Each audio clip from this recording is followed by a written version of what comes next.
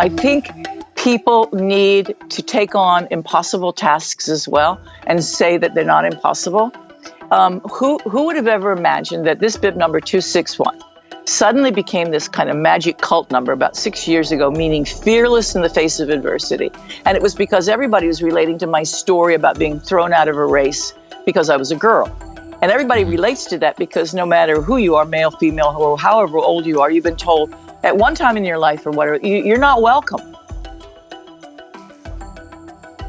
Welcome to another episode of the HVMN podcast. This is Jeffrey Wu here. The Boston Marathon is oftentimes seen as the ultimate marathon that many runners aspire to achieve and conquer. In 1967, history was made as Kathrine Switzer became the first official woman to run the Boston Marathon. During the race, she was attacked by an angry race official who was so distraught that a woman was running on his race. Shaken by the incident, she nevertheless went on to not only finish the race, but also become a historical figure around the world for sports equality. She also played a driving role in making the women's marathon an official Olympic event. In this episode, we discuss her experience and thought process of what it was like when she ran that 1967 Boston Marathon, what role models are made of and what it takes to be one, and how sports will evolve and take advantage of the different physiology and strengths of both men and women.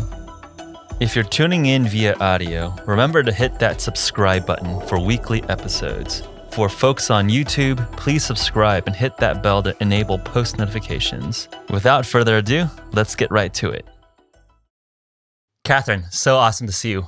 Great to be here. I'm happy to join your show. It's wonderful. Yeah, thanks so much. So I want to just zoom back to 67 and get into that milieu and that context, because I recently ran the San Francisco Half Marathon. I was just looking at some of the statistics. The data today, around half and half are men and women participating. I know just anecdotally, I know a lot more women that ran the half marathon than men. So it seems in that metric, the world has changed a lot in the last 40, 50 years. But then you also have the context of Me Too, a lot of things happening in the news today, and it seems like the world hasn't really changed that much.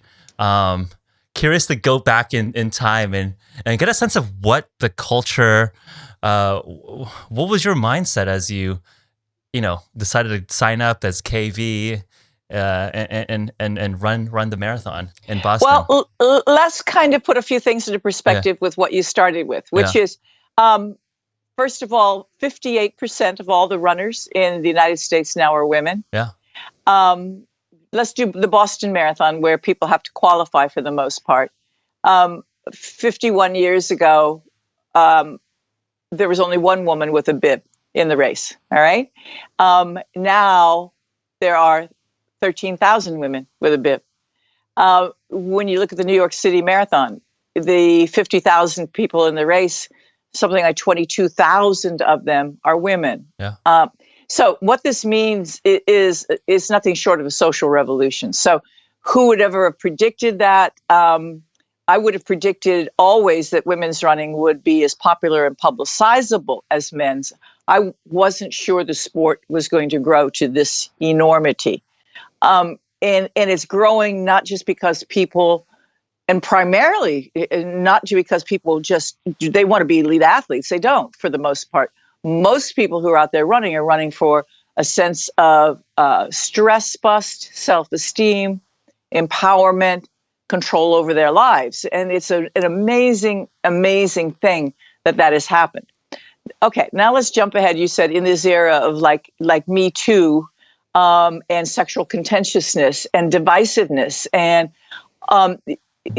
as you said, it seems like things are going backwards. No, things are going incredibly fast forward. Those things have always existed, and women didn't talk about it. We thought it was what we had to put up with. Now women are incandescent, and running is one thing that actually has given all of us, men and women, a lot of courage and bravado and a limited amount of patience, because we want to keep things moving on. And what is really terrific is that our sport really stands as a beacon in this era of contentiousness and Me Tooism, because we don't care about gender. We don't care about, what your income is or what race you are or where you're from. We're in a race together. We're runners. And I made a speech at my university. I actually was a commencement speaker at Syracuse University this year. And I said, the guy on my left is a different race from a different country and speaks a different language. And I don't know the orientation of the woman on my right. And I said, and we don't care. When we finish this race, we're going to hug each other, sweaty and stinky, and it has nothing to do with sex or violence.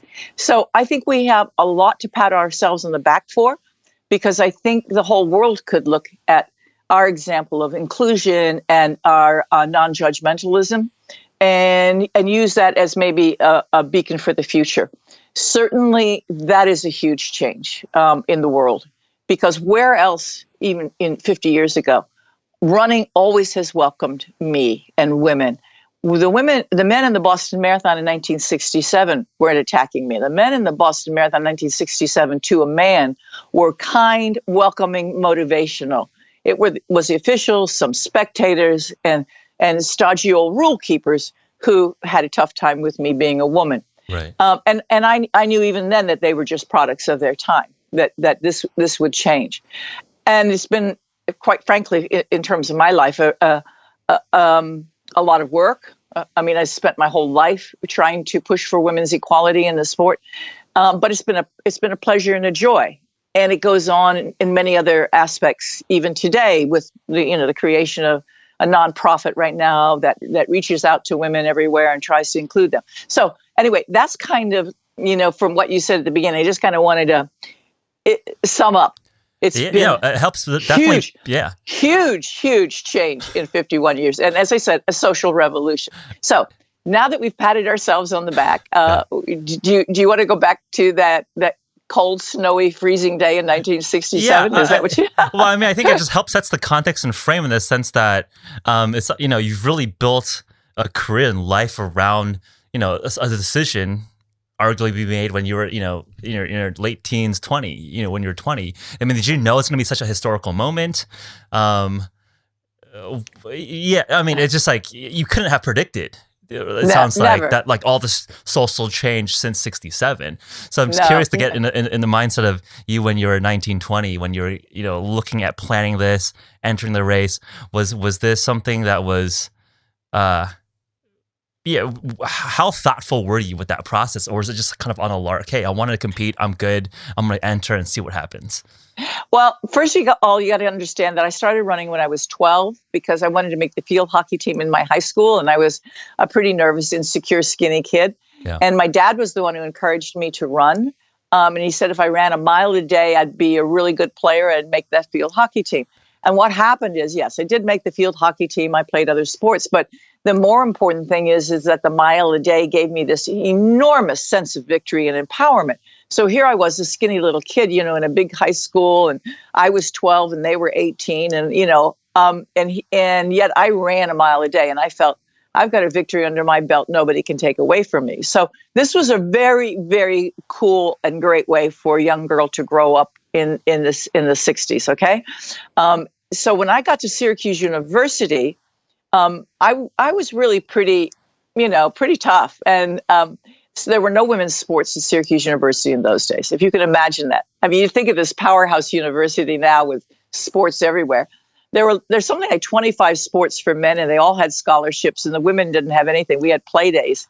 But anyway, I was running, and so I asked the men's track coach if I could run on the men's team, and he said, not officially, but he would welcome me if I came out to train with the team, and the team would welcome me too, thinking I'd never show up. Well, I did show up. And one of the assistant coaches, who was a volunteer coach, an older guy, he was 50. Wow, really old.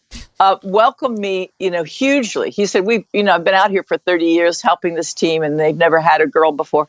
Anyway, his name was Arnie Briggs, and he was actually the university mailman and had been a marathon runner for most of his life and had run the Boston Marathon 15 times. So essentially, he took me under his wing and ran with me slowly every day. And I built my mileage up from 3 miles a day up to the point where we were doing, 7, 8, 9, 10 miles. And then one night he said that he told me another Boston Marathon story. And I told him, I'd always wanted to run the Boston Marathon, and I knew I could do it, and he didn't believe any woman could do it. So we had this argument, and when I proved to him in practice that I could do it, he promised to take me to the Boston Marathon because he was so impressed and so moved by my determination, because I trained very, very, very hard. And in fact, the day we were going to do our 26 miles together in training, I said, let's do another 5 miles. When we finished the workout, I said, let's do another 5 miles. I want to make sure when we go to Boston, nothing can stop us. It was kind of a prescient thing to say. Yeah. And he said, can you do another 5 miles? And I said, sure, can't you? He said, well, I don't know. Yeah, I guess. And so he passed out at the end of the workout. And we'd done 31 miles. And so I was totally confident about Boston. I was a little nervous about how the guys would think about me, but Arnie said, no, everybody, all the guys all really love you on the team. You know, they're very motivational. But he said, you have to officially sign up. This is really serious. It's a serious race. And we checked the rule books. There was nothing about gender in the rule books and nothing on the entry form. So when people say, oh, she knew all along it was a men's only race, that's not true, because a woman actually ran the Boston Marathon the year before I did. Roberta Gibb jumped out of the bushes and ran the race. Now, she didn't wear a number, but she ran the race. So I figured, okay, well, it's done before. This is nothing new. And Arnie said, you know, you just don't go into a big race like Boston without paying an entry fee and signing up. And there's nothing in the rule book that says you can't. So I signed the entry form, but of course I signed it with my initials because that's how I signed my name. And when the entry form went in, the officials thought it was from a guy. Kathrine Switzer was Kurt, Carrie, or Kim, but not Kathryn. Right. And then the rest were a series of coincidences. You know, it was snowing and sleeting. I was in a baggy warm-up suit. From a distance, I looked like one of the guys. Everybody was in baggy gray warm-up suits and plastic wind jackets and stocking caps on their head and gloves. It was freezing, right. Sleeting and snowing. And then when we got into the starting pen together, the guys were wonderful, motivational, saying things like, I wish my wife would run. Would you give me some tips to get her started? And then we were like we always are. Just the gun went off, down the street we went, and we were running together. And then you know what happened. The press truck came by, and they went crazy seeing a girl in the race. And the officials' bus went by. And when the officials' bus went by, the race director lost his temper, seeing a girl in his race, jumped off the bus, and ran after me, attacked me, and screamed, get the hell out of my race and give me those numbers, and tried to rip my bib numbers off. Right. And they were these numbers right here, 261. And my boyfriend decked him, sent him out of the race instead, and I went on to finish. But you see, the whole thing happened in front of the press truck. So the photographs from this have been, flashed around the world again and again and again. They're going hot already on the internet. I think USA Today just yesterday had a big piece in Humankind. Yeah. Because the story is really quite ageless. You can tell it in a funny way, like a girlfriend saved by boyfriend in Boston Marathon. Or you can say, girl barges into Boston Marathon and changes everything in the world for women. Or you can just say, isn't that terrible? This girl is trying to run and she's getting attacked by officials. So it's all of those stories. Yeah. And the most amazing thing is we have the photographs and video of it, because the idiot race director did it in front of the press truck. Right. And then did you expect that kind of reaction? I mean, it sounds like just from the retelling here, just sounds like you knew you could do it. You signed up. You were in Boston and you ran the race, and then people were attacking you and you wanted to finish. And then did you expect like the press outcry and then and all of that afterwards, or was that an expectation coming into it? No, I wasn't expecting anything negative in the race. The guys were welcoming. When the gun went off down the street, we went. I expected, as always, somebody in the crowd to shout something mean to me, and I can remember distinctly one guy doing so somewhere along Wellesley. He came out in the street and he shouted at me, "You should be home making dinner for your husband in the kitchen." What?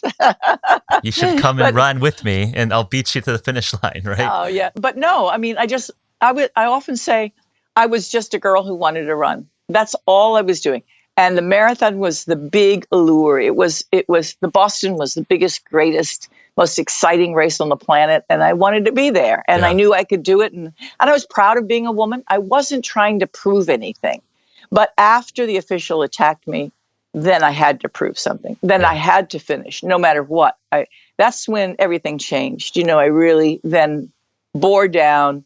It wasn't fun anymore. It was a matter of, you're going to finish this race. Yeah. I mean, having said that, there's some pictures of me laughing in the race with my teammates. We thought that the race director was just some crazy guy, that it would all blow over. It was no big deal. He was just a product of his time. Right.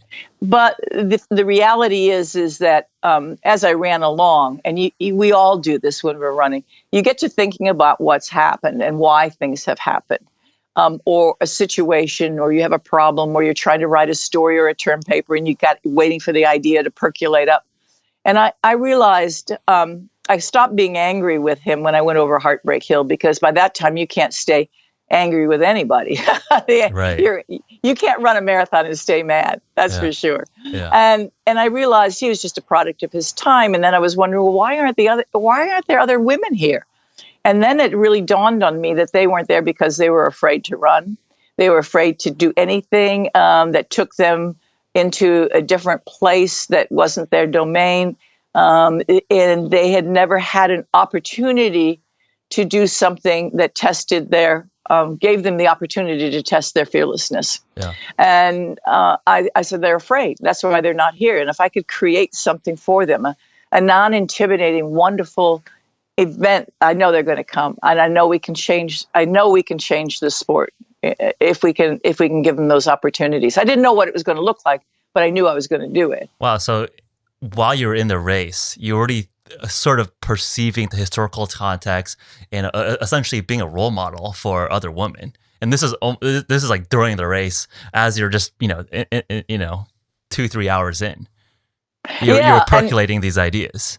Yeah, I'm percolating these ideas, but also don't forget there's also a wave of paranoia going on here now too, because this official was so out of control. I was really convinced he had told the police to pull me from the race some other place where nobody was looking. Right. So every time we went around a corner and there was another big cop standing in the intersection, I kind of was like, I would kind of hide behind Arnie, my coach, a little bit. And I said, oh my God, is this guy going to pull us from the race?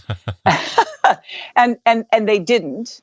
But I read in the newspaper many years later that the race director had gone ahead and asked them to pull me out of the race.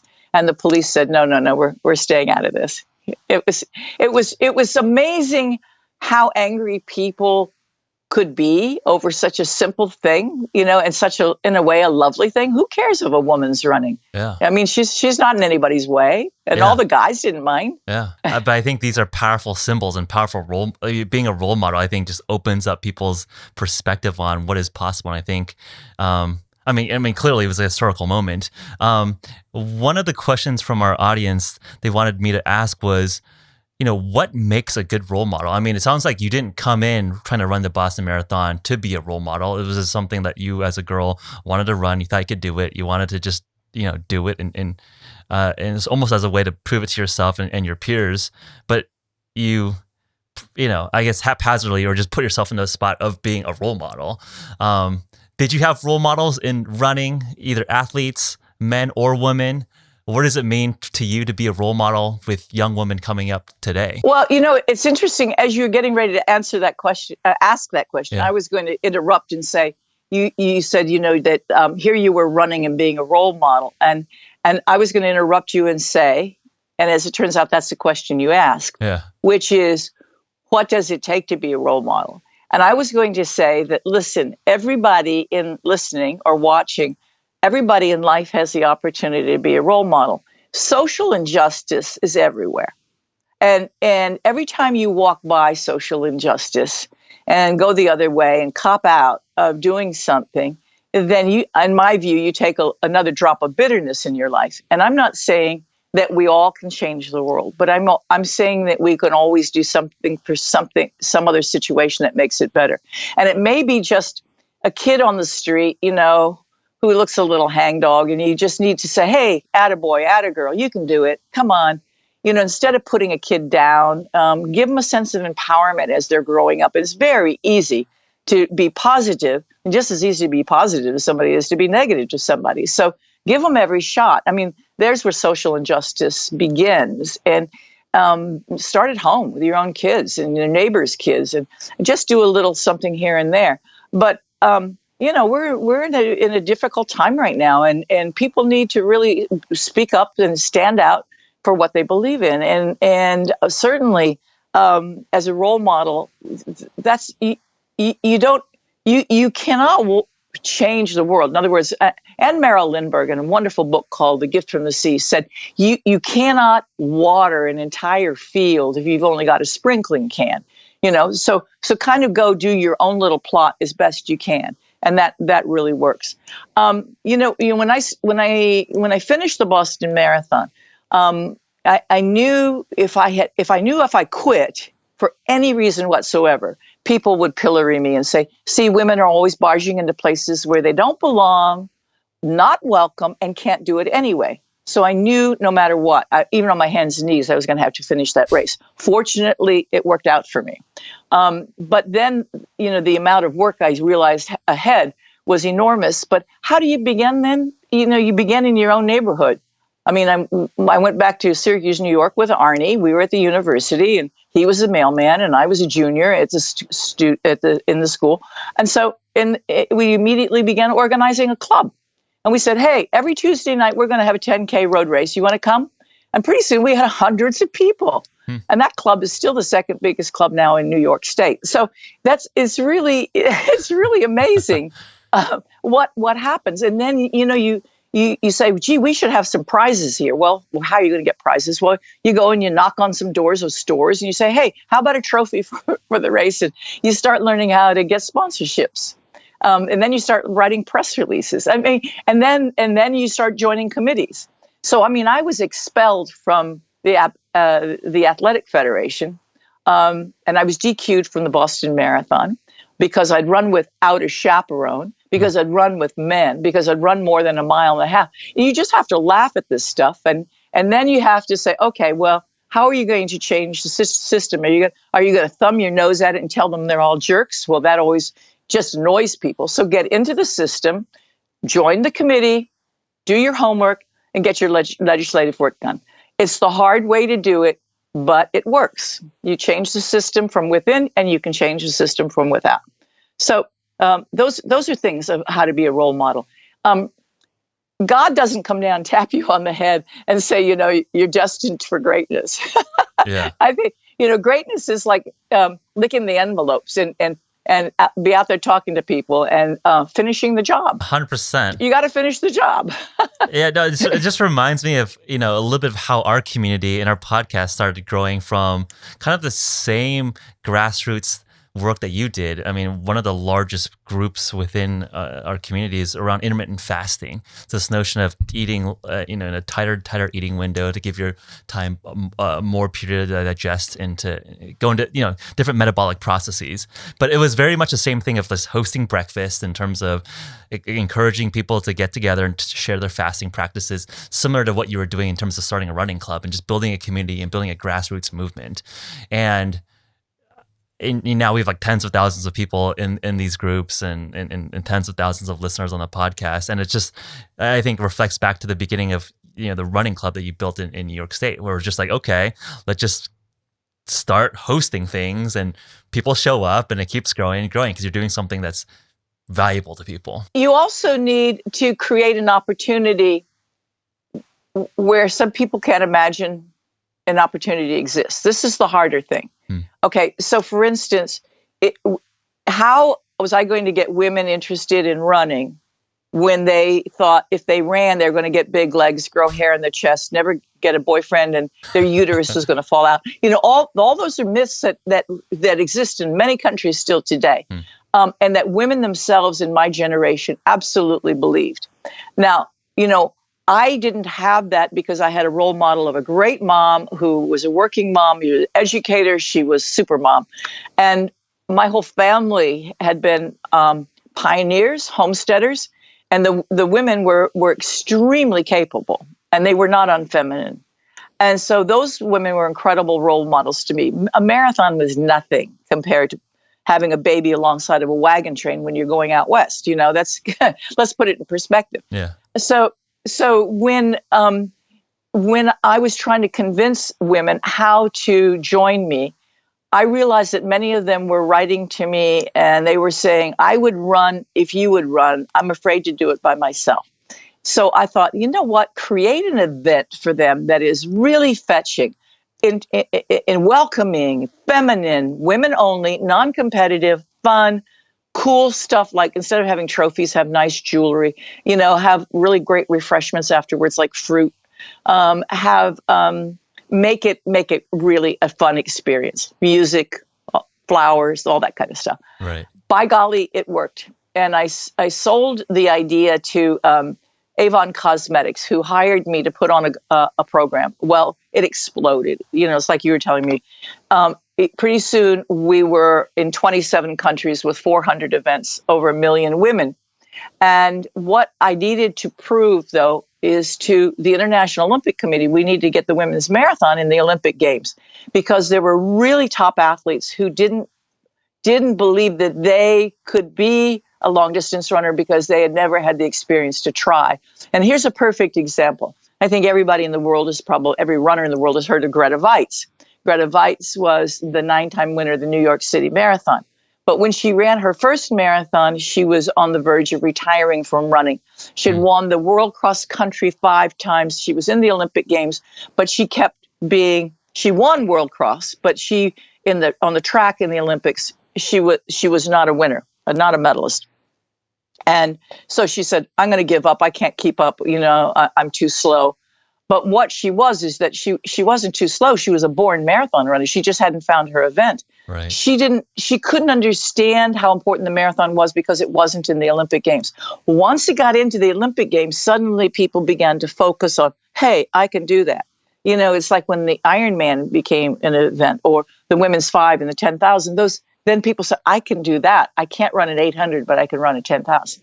Anyway, so all of those races I was organizing around the world were designed to convince the International Olympic Committee also that we had the numbers, the statistics, the talent, and the international representation to get the event in the Olympic Games. And we did. You know, you can't ignore thousands of women running. You can't ignore sub 2:30 marathon performances, and you can't ignore the fact that these women are from all over the world. So we had a representation, and we got the marathon voted in 1984.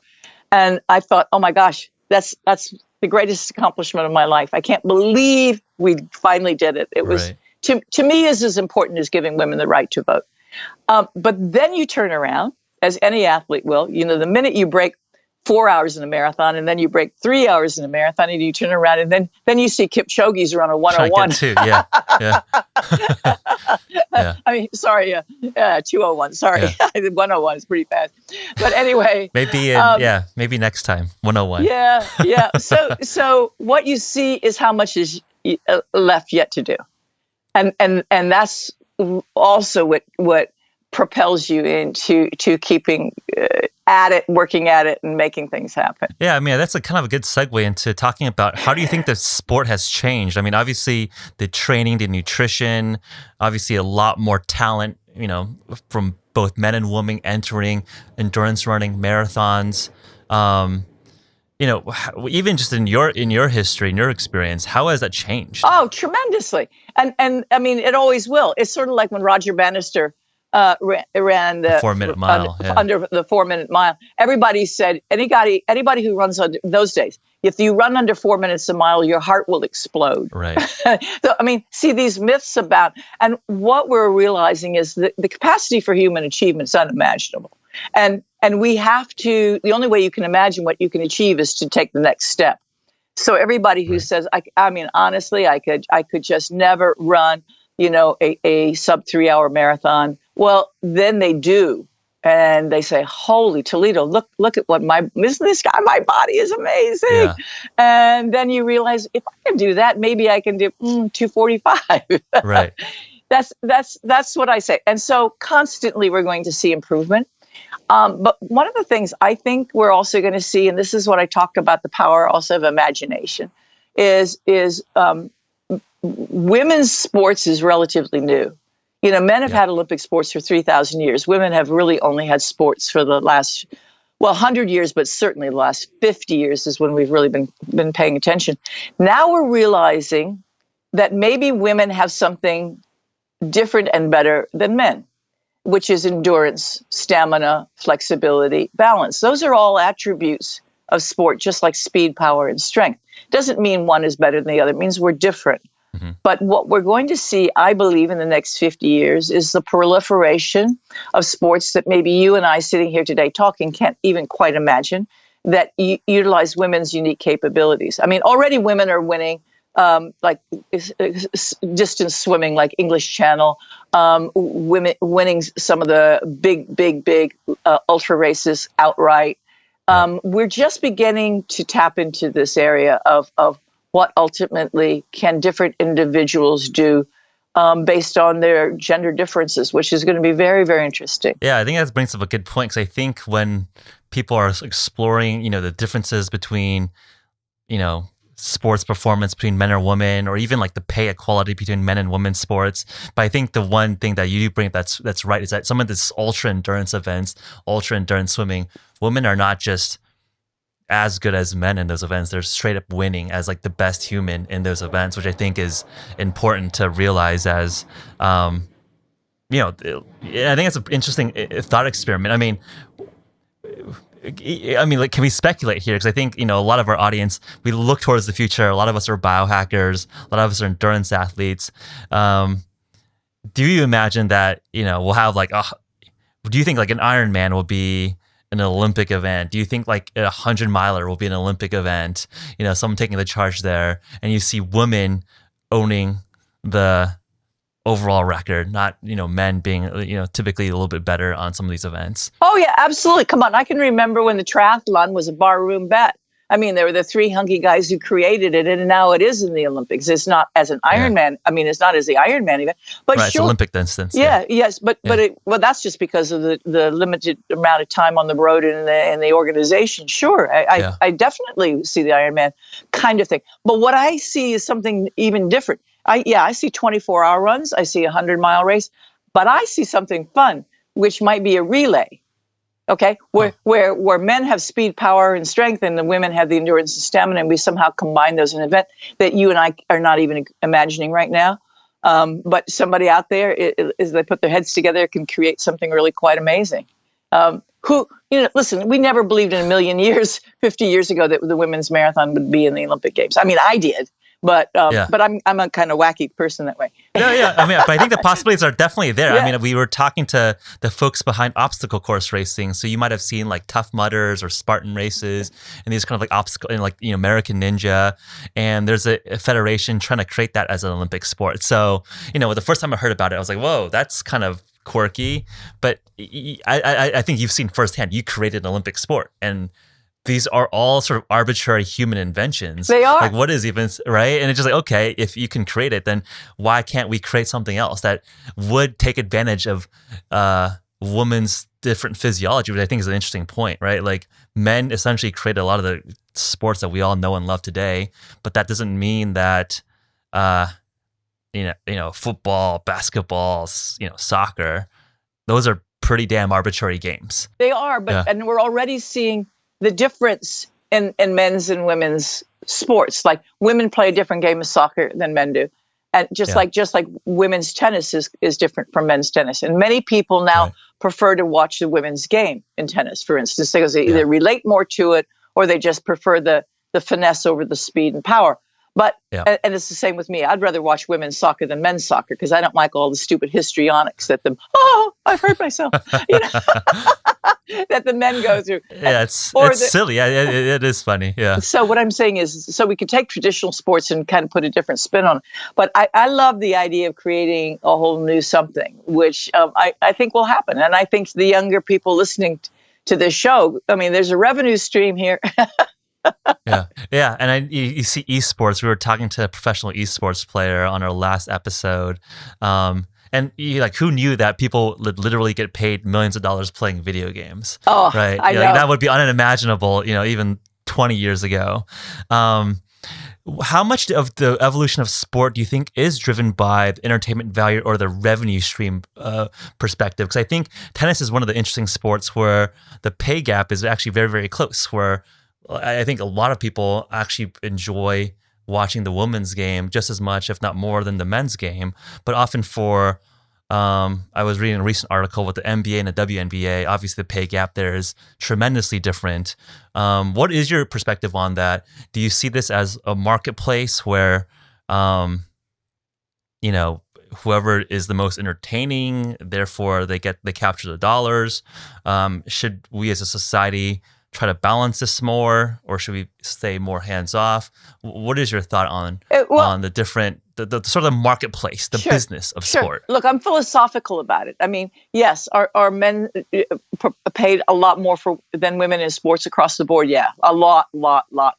Do they get better fields and better facilities and better uniforms and better sponsorship? Yes. But men have had sports for 3,000 years and women have had sports for 100 years. Okay? Or 50 years even. So we're just beginning. We're going to catch up. One thing that is kind of one of my jokes, which is when it comes to gender differences in sports, women can outshop men any day of the week.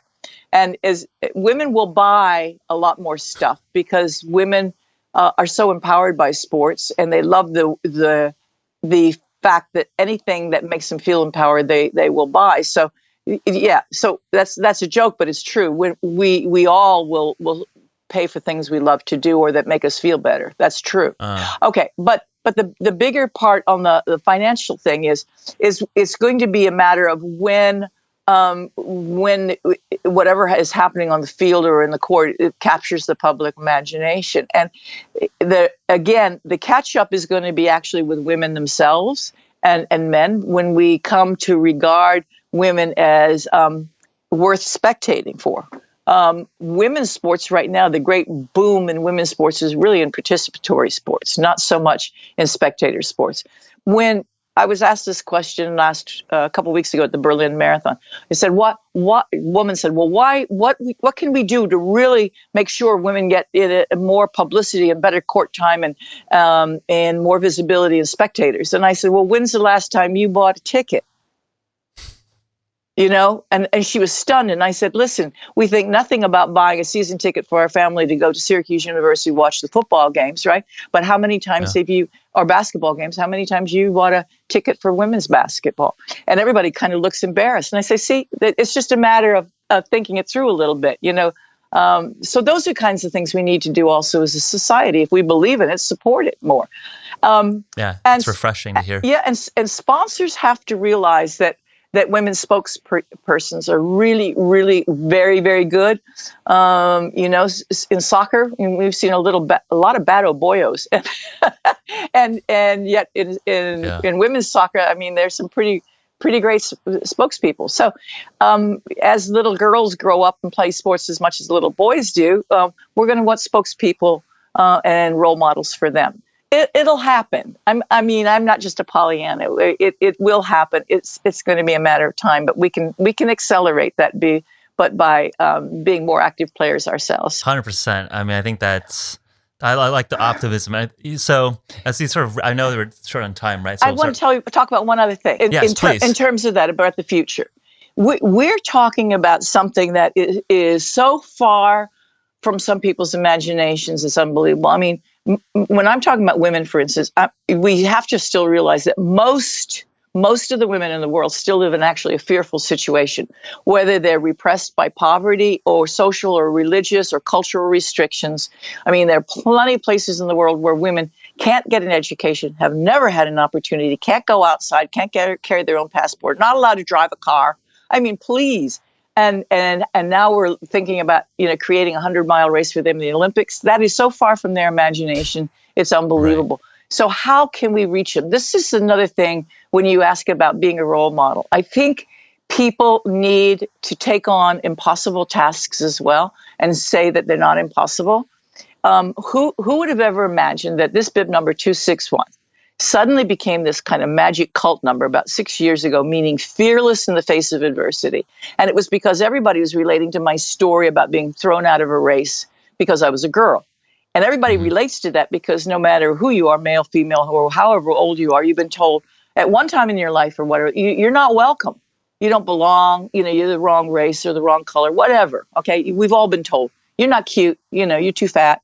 You don't belong. You're not cool. Everyone's hurt. Everyone. Yeah, I think they don't. Everyone. Then you go and you run and you feel fearless and you don't care. And you prove to yourself that you are somebody. So suddenly this number becomes this boom, boom, magic number. And people are even tattooing it. So we harnessed this number and created a nonprofit to do that very thing, which is to go out to communities around the world and organize clubs, organize educational programs, and simply one woman who is fearless takes another woman's hand who is fearful and says, come on, come walk, jog, run with me. And you will feel great. And so is that your next impossible task? Well, we're doing it. I want to ask. Yeah, we're doing it. We're doing it. We got 50 clubs around the world. We just started a club in the Congo, in Goma. And I'm really excited about it because, running is cheap and it's easy and it's totally accessible. And it's not like you have to have a court and a lot of 11 players and, all that kind of stuff. So anyway, that's what I would love people to support. Not only my organization, which is www.261fearless.org, but maybe in your own communities, taking that step and doing something to bring on somebody else, or when you're abroad, to think about what you can do to make something happen. Not just write a check and pay money, but maybe just take the time to get people out moving and putting one foot in front of the other. Right. Being like a local role model, as you Absolutely. say. Just helping the person, your neighbor. Absolutely. And I think something that resonates a lot with me here is that you don't choose your chromosomes, you don't choose your race, you don't choose your sex, gender, etc. But what you do choose is like what you do every single day. And especially for running, you just choose when to stop or not to stop. Right. And I think we can all take inspiration from that, back in 67, all the work you've done since, to not stop and keep chasing the impossible task moving forward. So 261fearless.org. Anything else? How do our listeners find you and follow along on all your work? They can go to my website, marathonwoman.com, kathrineswitzer.com, but nobody gets Kathryn spelled correctly. So go to marathonwoman.com. There are ways to reach me, to reach my speaking people or whatever. And I'd love to hear from you. But really, I would love you to come along to 261fearless.org and start a club, become a friend, and make things happen for people. Thanks so much for the time. Thank you for having me. Really appreciate it. Yeah. Thanks for tuning in this week, everyone. As always, please send my producer Zill and I any feedback or topic or guest suggestions to podcast@hvmn.com. We read every single message and work really hard to make this program valuable and educational for you. Also, don't forget our ongoing special offer. By leaving a review on iTunes, you can get a 1-month supply of our new omega-3 product, Keto. Simply rate us with a written review on iTunes, screenshot it, and send it out to our email hotline. Again, that email is podcast@hvmn.com. Appreciate the love and support, and I'll see you again next week.